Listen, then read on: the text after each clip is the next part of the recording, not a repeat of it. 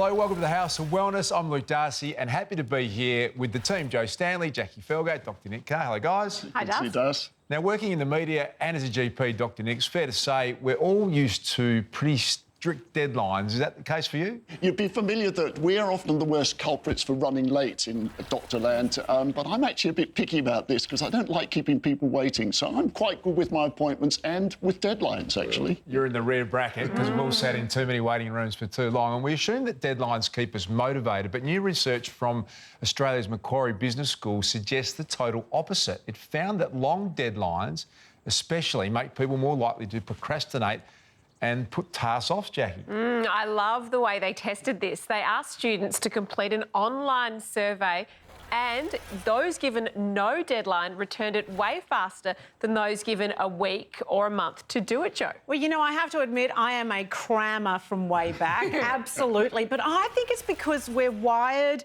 to prefer instant gratification than long-term goals. So I like that quick pressure.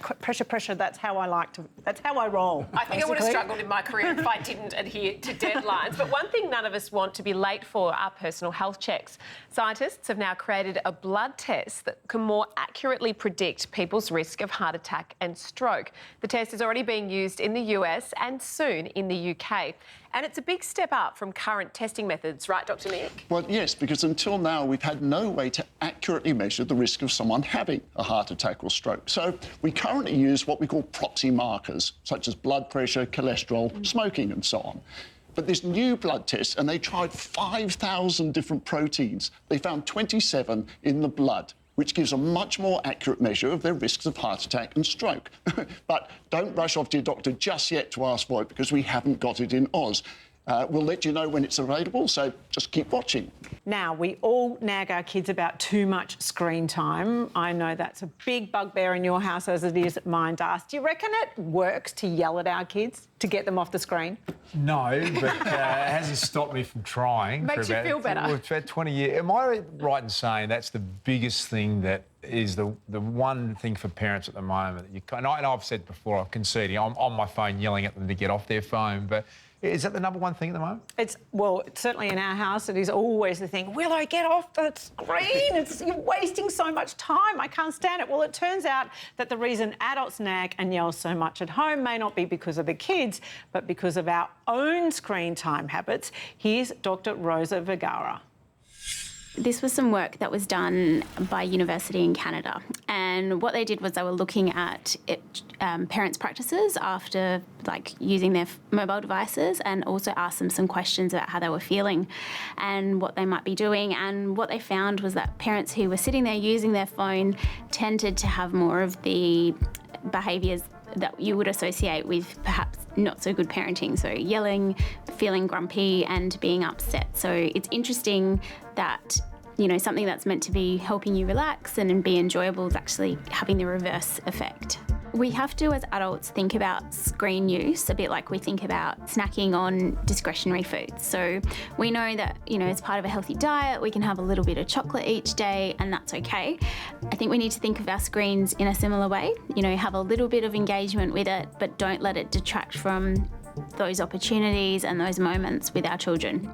Why is that phone taking the attention away from your child and being present with them at that moment? And is it perhaps you need to explain to your child, I'm just answering an email or a question to someone, as opposed to, you know, if you're sitting there scrolling your media feed for the day. There's actually no guideline for parents' screen time. So we have guidelines on how much physical activity we need to do for our health, but you don't have that for screen time. So we need to then know, okay, well, what is actually okay? And then at what point does it become damaging? Well, this shouldn't come as such a surprise. We grown-ups are just as guilty as our kids of spending too much time on our devices, Nick. But one of the interesting things from this is the reaction of parents if they're in the zone and completely distracted. And it's that bump back to reality if your child interrupts, that time out, that can cause quite an unpleasant retort. I mean, I don't know what you're talking about. No, I admit that I am absolutely guilty of that because you snap back to reality and you snap at your child and then you've got that guilt that happens as well. I try really hard myself to just go, be present right now. It's not always easy, and as Dr. Viraga says, we're the adults, we make the rules, so who's going to give us the boundaries? We have to do it for ourselves. You were so right. I can't concentrate anyway when the kids are buzzing about. So I'm kind of half being with them and half being on my phone, and they're the ones, like you say, telling me off. And I'm way less stressed, though, when I'm not texting while cooking or doing something else that's occupying my mind. Well, and Jack, probably making a better meal without the distraction too, it's fair to say. Now, from being glued to a screen to getting stung in the name of safety, we meet the tiny common critters with a nasty bite right after this.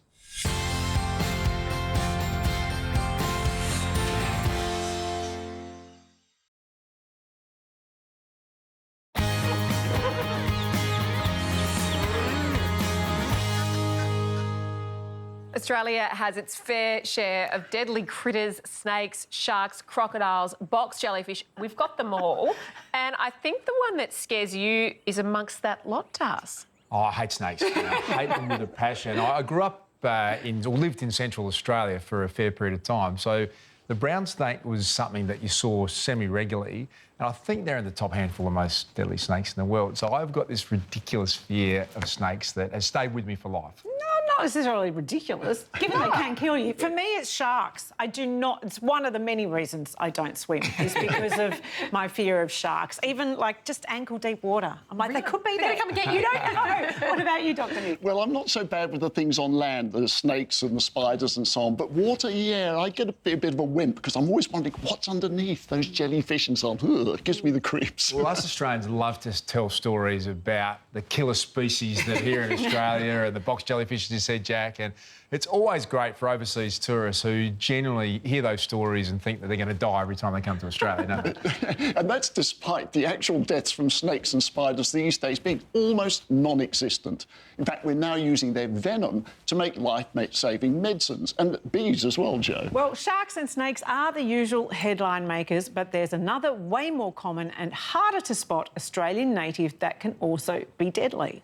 It's an ant called the jack jumper. Its bite is nasty and can lead to fatal allergic reactions. So, in an effort to beat the bite, those at risk are travelling to special anti-venom clinics set up across the country. Aside from being a nuisance at picnics, most ants don't cause us too much trouble. But as Monash Health's head of allergies, Dr Sarah Barnes has witnessed, for about 2% of Aussies, there's one species of ant that has the potential to be deadly. A jack jumper ant is an Australian-specific ant. It lives on the coast of Australia, so South Australia, Victoria, up into New South Wales and also Tasmania. They're an ant that has a stinger, which has venom in it similar to the bees and wasps. When people are bitten by the jack jumper ant, they can have a life-threatening allergic reaction known as anaphylaxis. I was out gardening at home, mowing the lawns, had some exposed skin where an ant was able to get onto me. It bit me and I started experiencing sore throat. My body was red and itchy, my face was swelling up. I can remember feeling very tight all over my face and my throat, and it was almost akin to being in labour. It was just uncontrollable. You couldn't change any part of it. It was just, yeah, it was awful. I've been living up in Upper Beaconsfield for 40 years and would have been bitten 30 or 40 times. Nothing ever happened. And then one day I was home alone on the tractor and I got bitten, and within minutes my hands were itchy and my throat closed up. I just knew I was in big trouble real quick. Did the wrong thing. I jumped in my car, flew down to the doctor, pushed through everybody, and they took one look at me and just pumped me full of, 3 EpiPens worth of adrenaline. Saved my life. For a long time, there wasn't much that could be done for those diagnosed with a jack jumper allergy. But thanks to the work of researchers at the Royal Hobart Hospital, today patients can be safely injected with small doses of ant venom to gradually build up their tolerance. Monash Medical Centre has been providing this state-funded treatment to Victorians since 2016. We keep them on monthly injections for 12 months, and then we slowly push them out to 3 monthly injections. After about 5 years, we then discuss whether or not a person wishes to come off treatment. We know with bee venom desensitisation, if you've had 5 years of treatment, after about 10 years of stopping treatment, 80% of people are still desensitised. A typical visit to the immunotherapy clinic consists of 5 ant venom injections given across several hours. The first few visits tend to be a bit unpleasant as the treatment triggers a variety of allergic reactions.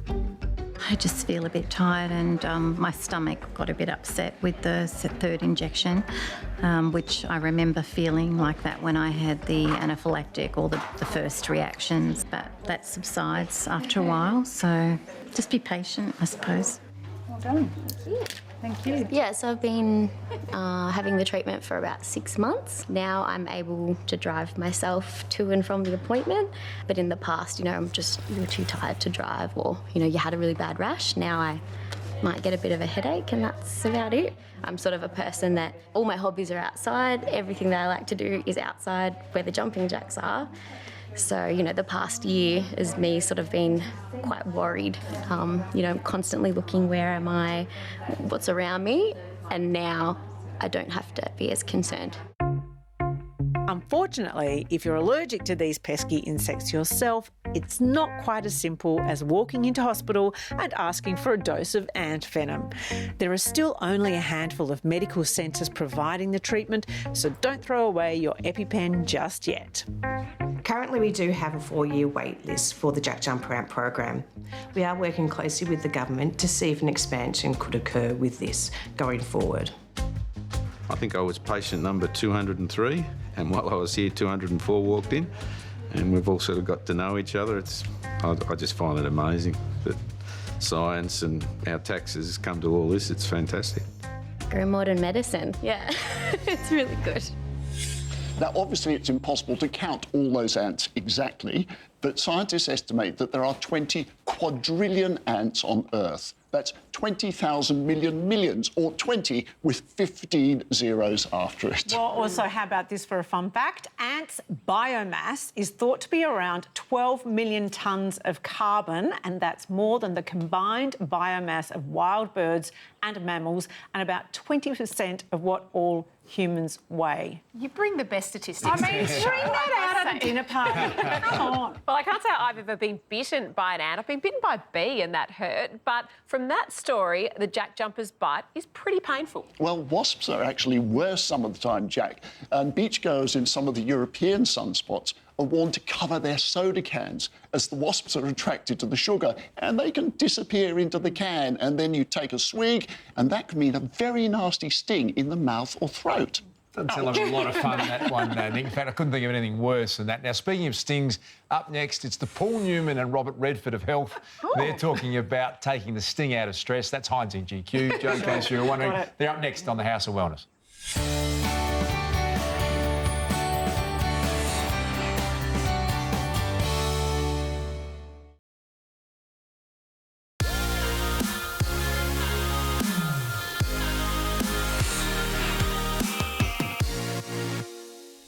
In today's 24/7, stress is something which is both common for everyone, yet unique to all of us. We are surrounded by it. Finances, work, partners, even pets can be triggers. And while it's not always a bad thing, it is important to recognise when stress becomes too much and what we can do about it. The flight or fight reaction to stress is our body's response to harmful situations, real or perceived. It may appear in different ways: physically, emotionally, and in our behaviour. Common symptoms include a lack of energy, moodiness, sickness, and an inability to focus. Just as everyone's experience is different, so is their stressless solution. Thankfully, there's an option available to all of us that comes from Mother Nature through the herb ashwagandha. Its botanical name is Withania somnifera, and it's been used in traditional Ayurvedic medicine for 6,000 years as an adaptogen, meaning it helps our body adapt to stress. So adding ashwagandha to your day may help relieve the symptoms of stress and mild anxiety and reinforce a healthy stress response in the body. The easiest way to incorporate ashwagandha is through supplementation. Look for a one-a-day supplement. We all have stress in our lives and we all have different ways of relaxing. The trick is to find what works for you and to implement it as often as possible. Never be afraid to ask for help. We all need a little extra support from time to time.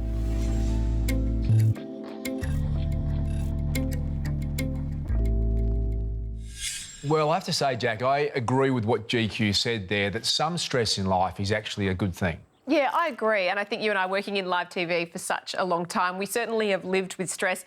I don't mind it. And by that, I mean, if the adrenaline's pumping when you're doing something really challenging, it can be a great feeling. It's there for a reason and it can get you through those tough situations. Yeah, I think playing sport for a living, pre-game nerves and anxiety or stress before a match is something that never went away. In fact, I don't know any player didn't experience some level of it, and I actually think it was a pretty good motivator. That's exactly right. Stress can drive us, but too much can definitely wear us down. And while GQ loves the calming effects of herbs, Heinz's Soothsaver is from ancient times with the healing power of sound and vibration. Nothing beats a relaxing soak in a big, deep bath. There's something about being immersed in water right up to the neck. You can almost feel the tension just falling away. But a soothing soak isn't the only type of bath that can calm and relax. I love the constant lapping of the waves as they roll onto the beach, and I could easily get lost in the repetition of the sound. It's my version of a sound bath.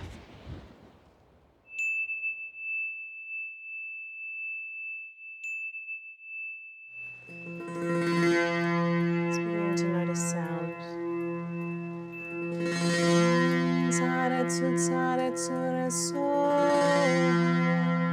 Sound healing, despite being relatively new to the Western world, is actually incredibly ancient. Most ancient civilizations have some form of sound as medicine, also in ritual, ceremony, all these sort of things. Everything from, of course, the yidaki or didgeridoo in Aboriginal culture through to gongs in Southeast Asia, drums pretty much throughout the entire world. Sound has been used for a really long time to help people in a multitude of different ways.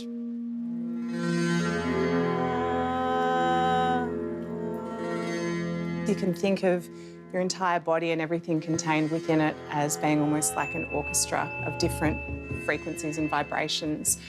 Everything in the universe is vibrating and our bodies are exactly the same. And I guess coming to a sound healing session or a sound bath is helping to sort of tune those different frequencies within you. Also helps balance out your energy centres as well. And I think the most obvious thing that people really feel on its most basic level is it helps to slow down your brain waves from those fast beta style brain waves into the more healing alpha theta brain waves. So that's where people get the really deep, restful relaxation response happening. Would it be best to describe a sound healing as one-on-one, whereas a sound bath would be perhaps a group environment? Yeah, exactly, correct. In a one-on-one session, we can obviously be really specific to that person's needs versus a sound bath. It's more of a overall to help everybody.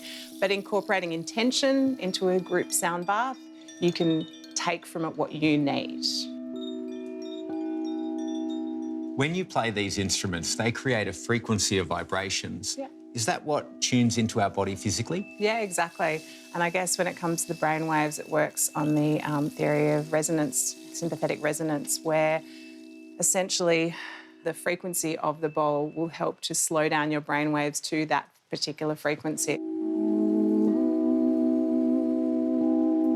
I see a lot of people coming in who are suffering from anxiety, also depression, sleeplessness, trouble sleeping, but also people that are just feeling a bit flat. It's really wonderful for helping with that. I also have a few people who come suffering from chronic fatigue, and it really helps their symptoms go away for, you know, the days following a sound bath. Is it the type of therapy that you expect to feel results immediately, or is it something that builds up over time? Both. A lot of people walk out, just you look at their faces and before and after. I should actually take before and after shots because their face has just completely changed after a session. And then what can come up in the days following that can be something completely different.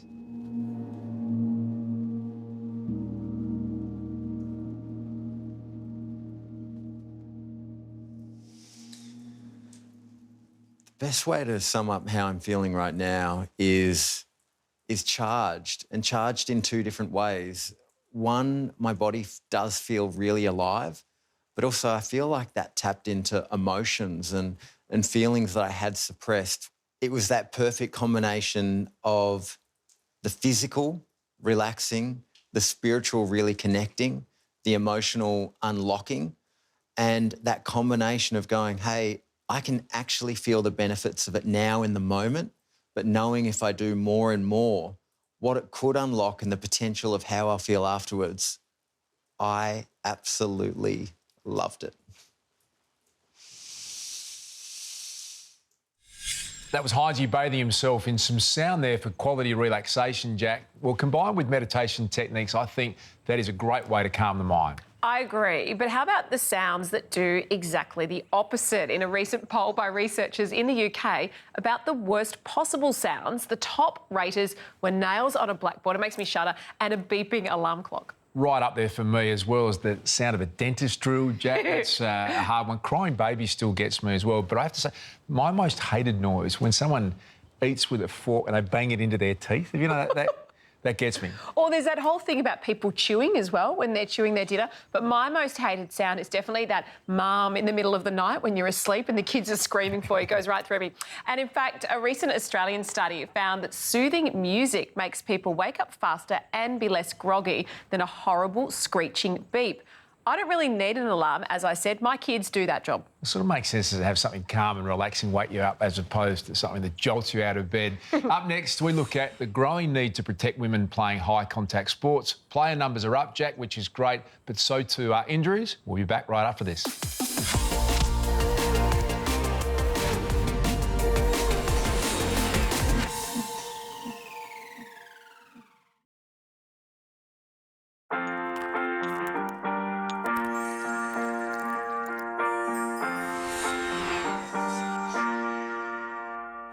We're all guilty of taking the organs in our body for granted, Sarah. When they work, we just let them do their thing. But I've got to say, right up there with the most underrated has got to be our liver, especially when it's responsible for over 500 vital functions that are key to our everyday living. That's pretty impressive considering it literally looks like a football, Heinze. Located in the right upper abdomen, the liver filters all of the blood in the body, breaking down poisonous substances like alcohol. It also stores vitamins and minerals and produces a fluid called bile, which helps us absorb our carbs and fats and helps clear away waste. So how do we repay it for all of its hard work? By overindulging, especially this time of year? And look, while we're not about making you feel guilty for an extra glass of shardy or crispy canapé, knowledge is power. Which is why you need to know about milk thistle. This prickly plant has been used in traditional Western herbal medicine for over 2,000 years to support liver health and help maintain healthy liver function. That's because it promotes the regeneration of healthy liver cells, replacing old and damaged ones. Plus, it helps our natural detoxification processes. Not the most appetising plant. This is best found in supplement form. Oh, better liver this shoot right now and get my hands on some. To go and live your best life. I'll liver the jokes to you. You are always delivering the jokes, Heinze. The A to Z of Vitamins is brought to you by Go Healthy's Go Milk Thistle 1 a day, a convenient, easy to absorb formulation to help support healthy liver function. Well, that was Heinze and Sarah. Now, looking after ourselves on the outside is just as important, especially when playing sport. And Dr. Nick, there's been a fantastic rise in women playing high-contact sport, such as NRL and AFL. I love it. But with it, of course, comes a rise in female-specific injuries, particularly breast injuries. Yeah, and there's not a lot of data on breast health in sport because researchers more often been focused on elite athletes. And also, many women who play contact sports don't report their injuries to their coach or doctor for different reasons. Some might be embarrassed or simply don't consider the injury severe enough to mention. Well, we're used to seeing male cricketers use boxes to protect their privates, so women are built differently and should have access to customised protective gear as well, surely. Well, I completely agree, Jo, and breasts are incredibly complex and they really do need special care. I mean, it's not just footy either, because women netballers can get hit on the breast, or cricketers. And breastfeeding mums wanting to return to any sport need extra breast protection too. Just as helmets and cricket boxes have become the norm, there's now a growing call for better protective gear for all women athletes, especially in support of their breasts. I don't think there's much awareness at all about breasts and breast tissue, and I really don't know much about them myself. I did a kinesiology degree, and so I learnt about all the muscles and the bones and the ligaments, and I don't know much at all about breast tissue or the effects that hard knocks could have or anything like that.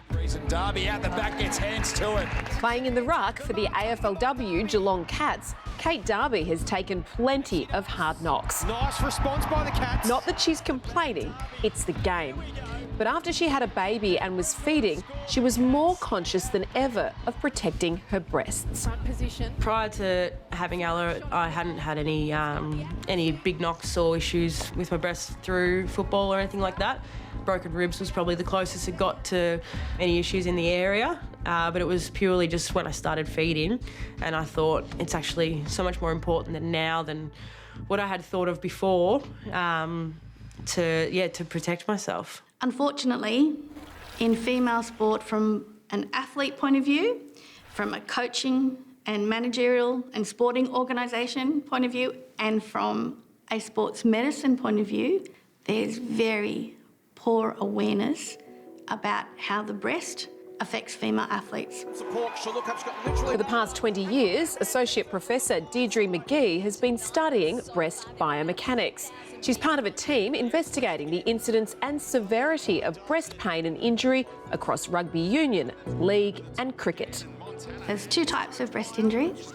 There's a direct contact injury where you get a blow to the breast. That could be a cricket ball, that could be a knee, that could be a shoulder, that could be you hitting the ground. So that's going to cause pain, swelling and bruising to the breast. And then the other form of injury, which we've known about longer, are frictional injuries where the bra is rubbing on the skin and you tear and chafe the skin. And I was checking myself in the shower and noticed a few lumps in my right breast, and that kind of took me down the pathway of contacting my doctor, getting ultrasounds, to them noticing the lumps and actually a few more of my left ones that I didn't personally feel myself. So they sent me for a mammogram, but before those results had even come back, they thought they'd do a biopsy as well. Luckily for Ebony Antonio from the Fremantle Dockers, the tumours were benign, but the remnants of hard bumps to the breasts were clear. The best way to describe it is getting like a corky essentially in your breast, and your breast tissue kind of like clumps together. And the doctors just thought the lumps in my breast were just caused by trauma from my footy games, and it's not till you have a couple of days after you're in the shower and you notice yourself in the mirror that you've actually got a couple of bruises there. So in the moment you don't feel it, but it's definitely caused from trauma, from getting hit, tackled, crunched on the ground. Breast protection is not something women playing high contact sports even think about. At the elite level, a survey by Breast Research Australia found 58% of players had endured contact injury to their breast. Big strong tackle. A massive 90% of those athletes did not report their injury. I'd say in our sport, unless you are someone that might be a bigger size, in terms of like breast size, you probably wouldn't find too many that are too worried about what bra they're wearing. Like a crop toppy sports bra type thing cuts it for a lot of girls, although I've had teammates in the past that, might have had bigger cup sizes, that they'll be a lot more adamant in making sure the sports bra's better quality, or even I know a few girls that used to wear two. It was about 5 years ago now. I caught up with a girlfriend for a coffee on a Monday morning, and it was when girls were able to start playing football. So her 3 daughters had just started playing AFL, and we were discussing some of the injuries that had occurred on the weekend, and it really concerned me that there were all these adolescent girls out there playing such a fierce contact sport, yet none of them were wearing any form of chest or rib protection, and they were at such a vulnerable stage of their physical development. So For the next 12 months, I just, did research on breast injury, and there was nothing around, and there were also no products on the market. So that's really where it all started. It was that encounter that sent Donna Johnson on a mission to design a sports bra that would give AFLW players the support and protection that was lacking. Now, since wearing the garment for the last couple of years, I've seen more and more girls posting about it on Instagram. I see more girls actually wearing them out on the field, and I think it's going to start more conversations about why these girls are wearing them. And I think it's really important that the younger girls start wearing them at a younger age, because they've got such a pathway now in the AFLW space that they can be playing from their 16 all the way up to their 35. So the less knocks they cop to their breast, the better. The Xena Sports Plate is the first step in addressing targeted protection for women playing all sporting codes. Only with dedicated research and collaboration with sporting clubs at all levels will our female athletes get the best protection for a part of their anatomy that has been largely ignored. It was really interesting because at some clubs, male staff members were really active in the conversation, really encouraging the girls to talk about it. And then at other clubs, they, men sort of stepped out of the room and coaching staff stepped out of the room so we could have this sort of private conversation. So our biggest thing has been trying to just normalise it. It's no different from getting a corky to the thigh or spraining your ankle. It is an injury and it can be treated.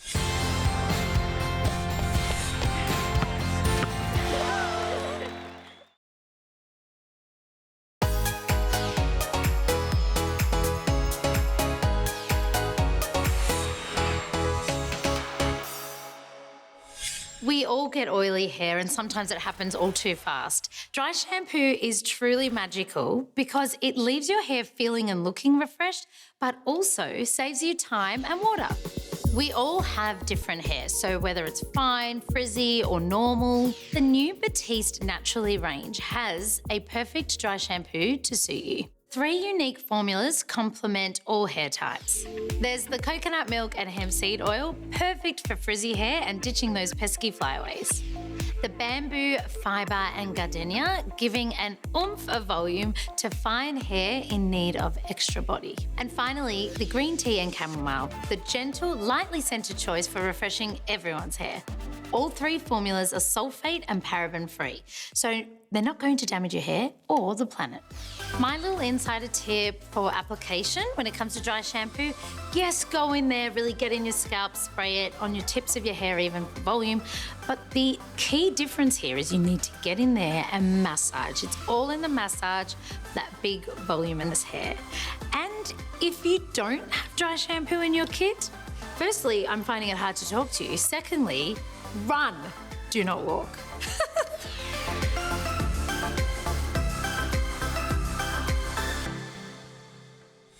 Jade Kay on how to have a good hair day the dry way. Now, Das, I'm a bigger fan of running than you are. I don't know if you're aware, I did once run a marathon. Is that Have right? I mentioned that before? About 50 times, I think. But so you should. That's a good effort. Oh, look, I'm very proud of myself and I will share it with anyone who'll listen. But do you still slip on the joggers and go for a run? And, I've got this story I tell myself because I injured my knee twice at the end of playing football, that running's not for me. But maybe I feel a bit soft, actually. Maybe I should get back into it. But it's not. I don't miss it, to be honest with you. Well, an inspirational Aussie who's teaching mums especially to love to run is Turia Pitt. Of course, we love her. She's a motivational speaker, a podcaster, best-selling cookbook author, mum of 2.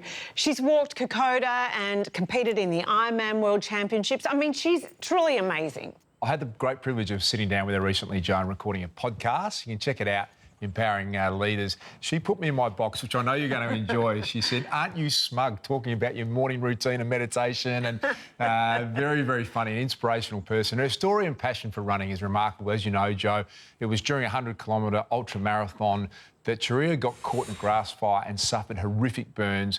Now she is a sought-after motivator and major inspiration, especially to the 2 boys that mean the most.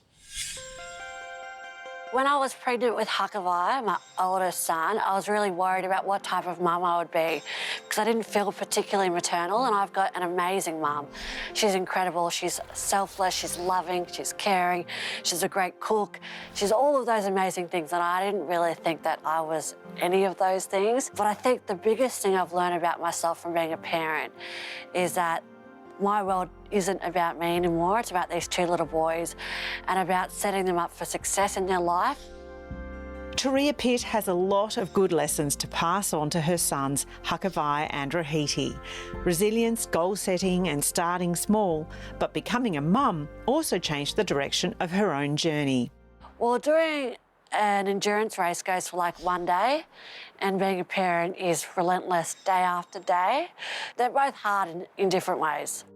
My priorities have shifted, which is the case for a lot of parents. I don't really want to go out there and annihilate myself with the training anymore. I'd rather, you know, be present with my family and with the kids. But I also think that as a mum, it's important to have that time for yourself during the day. So I do try and make it a priority to get out and do something for myself, whether that's a run, whether that's catching up with a girlfriend for a coffee, because I find that when I feel good about myself, when I'm making time for myself, I'm less irritated. And I'm hopeful that with my boys seeing me, you know, exercise, eat well, take supplements, get a good night's sleep, that they'll pick up on those habits and they'll take them with them as they get a little bit older. One of the reasons why I wanted to partner with Kind is they've got a diverse range, so they're like health and wellness and beauty, but most importantly, Kind really demonstrates that kindness to the planet. They've got the recyclable bottles, the bamboo lids, and I think just their ethos and what that brand stands for is really good to demonstrate that to my boys. And I think as well as that, you know, how Kind donates a Kind immunity product to someone in need, I think that's really important as well. Because I think it's about just being a good human, being a decent human, being a kind human. And obviously they're all things that you'd want for your kids.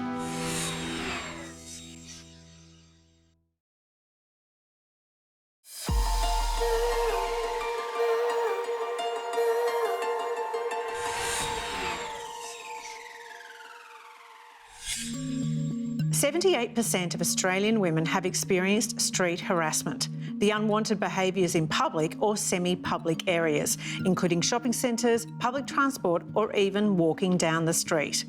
Catcalling, leering and unwanted conversations, comments and touching robs people of dignity, security and feelings of self-worth.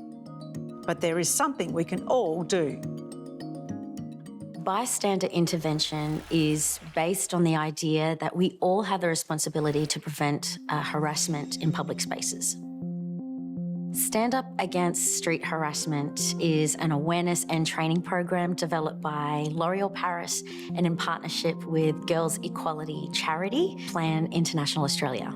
Their aim is to help deliver tools to educate and empower bystanders to safely intervene when you are witnessing street harassment through the 5Ds methodology. These 5 simple actions can help a bystander safely intervene when witnessing street harassment. The first one is distract, asking someone for the time or perhaps directions, pretending to trip over. Number 2 is delegate, finding someone in the position of authority to help intervene. Number 3 is document, writing it down or filming the harassment and providing that to the victim. Number 4 is delay, and that is comforting the harassed person and acknowledging that that wasn't okay. Number 5 is direct, and you can do this by speaking up and calling out the harasser, and then you can turn your attention to the person being harassed. You should only use direct as your last resort to help prevent violence. The online training only takes 10 minutes. Join the Stand Up movement, take the training, and learn how you can safely intervene. L'Oreal Paris has created a limited edition red lipstick to support Plan International's fight for women's and girls' rights and equality.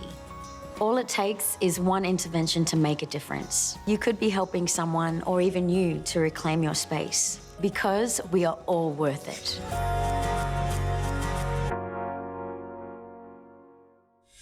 Jess Malboy there, lending her very powerful voice to the Stand Up initiative. And Jack, we teach our kids about cyber safety and stranger danger, but with around 8 in 10 Australian women experiencing street harassment, it's something that really needs to be called out more. I actually questioned that statistic because I don't know a single woman who hasn't been harassed You in think the it's 10 streets. out of 10? I'm sure it's 10 out of 10. Yep.